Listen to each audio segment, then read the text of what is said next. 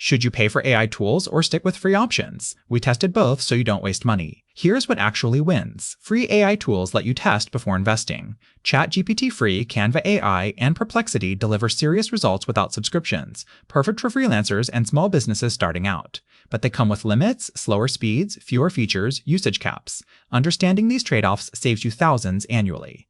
ChatGPT free handles writing and coding basics. Perplexity AI researches like a pro.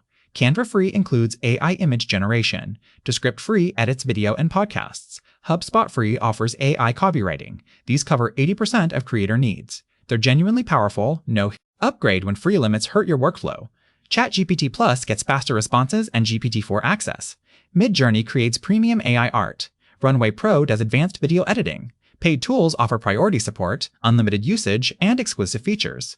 Worth it only if free versions slow your income or productivity. Start free with every tool. Use them for 2 weeks. Track time saved versus money spent. Only pay if it genuinely generates revenue or saves 5+ hours weekly.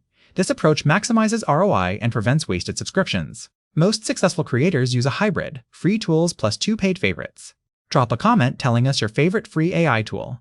Subscribe for more honest tool reviews that save you money.